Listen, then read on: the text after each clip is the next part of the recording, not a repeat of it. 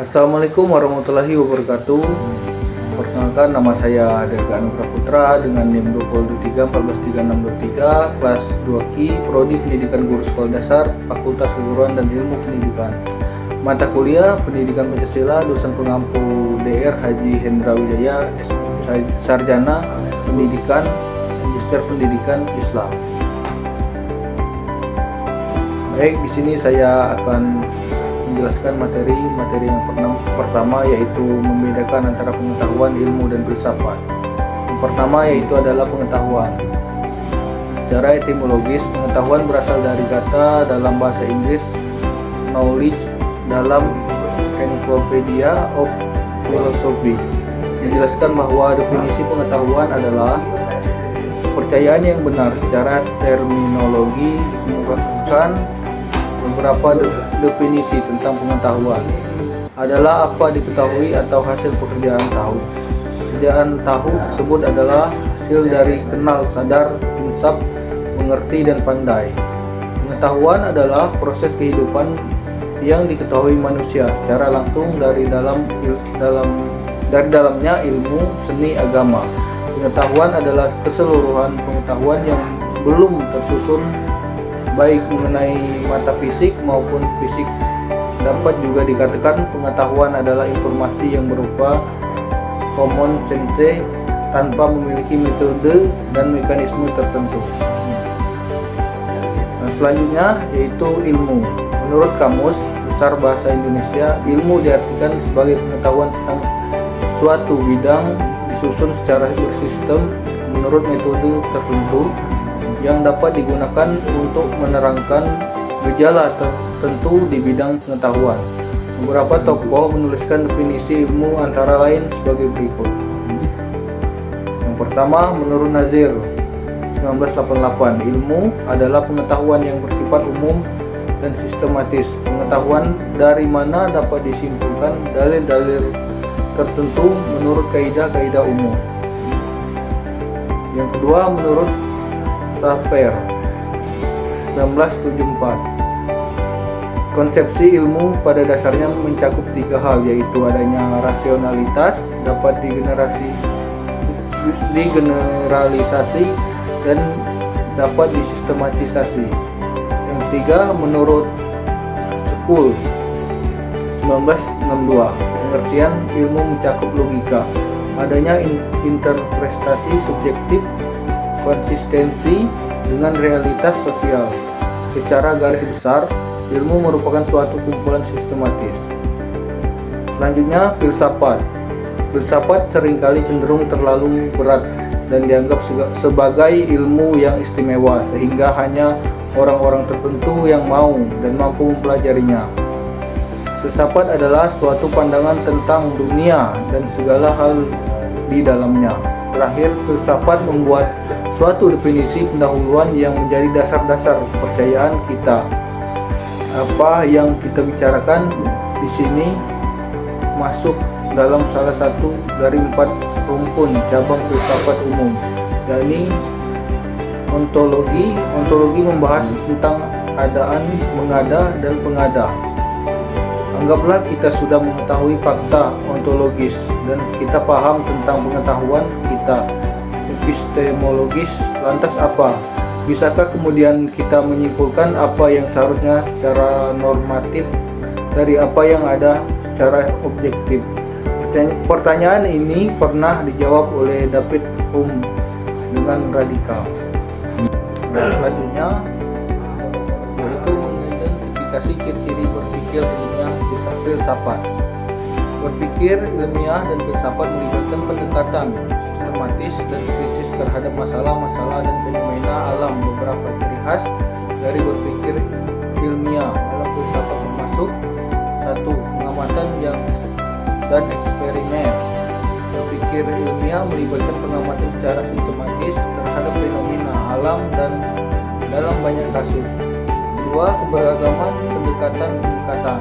Berpikir ilmiah tidak terikat pada suatu metode tunggal, ia menerima berbagai pendekatan. 3. Penggunaan logika. Berpikir ilmiah menggunakan logika yang ketat dan metode-metode penalaran yang rasional. Yang keempat, replikabilitas. Hasil dari berpikir ilmiah harus dapat direplikasi oleh peneliti lain. Yang kelima yaitu penguji hipotesis. Berpikir ilmiah melibatkan pembuatan dan pengujian hipotesis. Yang selanjutnya, menganalisis Pancasila sebagai hasil berpikir secara ilmiah filsafat. Pancasila sebagai hasil dari berpikir secara ilmiah dalam filsafat dapat dijelaskan sebagai berikut. Eksplorasi nilai-nilai universal.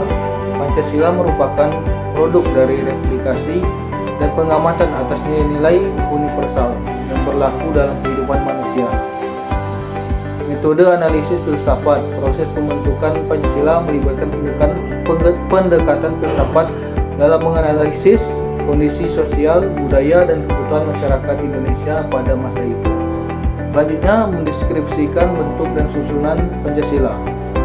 Pancasila adalah dasar negara dan falsafah negara Indonesia yang terdiri dari 5 sila. Bentuknya berupa satu kalimat yang terdiri dari 5 sila yang disusun secara hierarkis. Sila-sila tersebut adalah ketuhanan yang Maha Esa, yang adil dan beradab, persatuan Indonesia, kerakyatan yang dipimpin oleh hikmat kebijaksanaan dalam permusyawaratan perwakilan, sosial bagi seluruh rakyat Indonesia. Pancasila disusun secara hierarkis dengan sila pertama sebagai dasar dan sila-sila selanjutnya membangun atas dasar tersebut.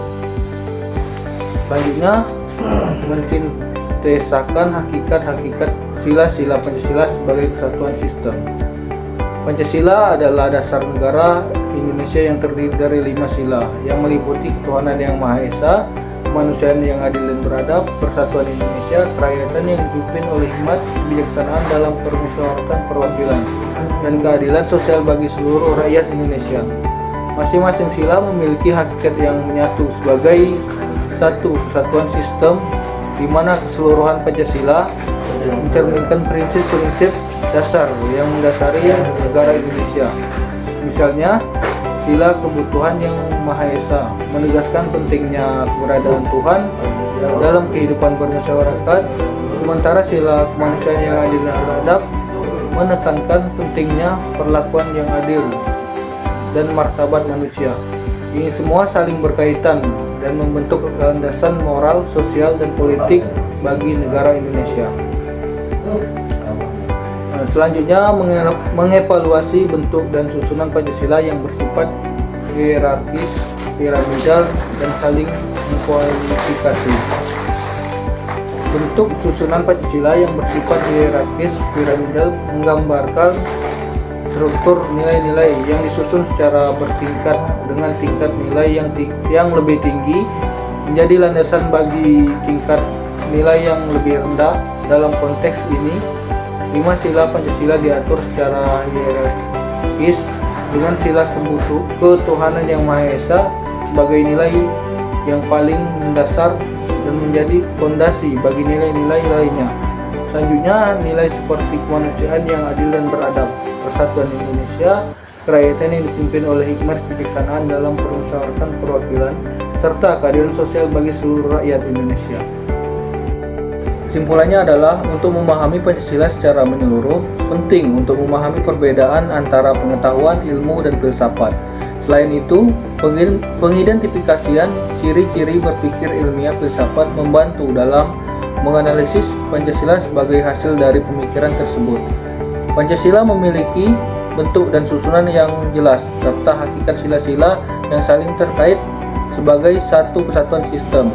Evaluasi terhadap bentuk dan susunan Pancasila menunjukkan sifat hierarkis, piramidal, dan saling mengkualifikasi dari nilai-nilai yang terkandung di dalamnya. Sekian penjelasan dari saya.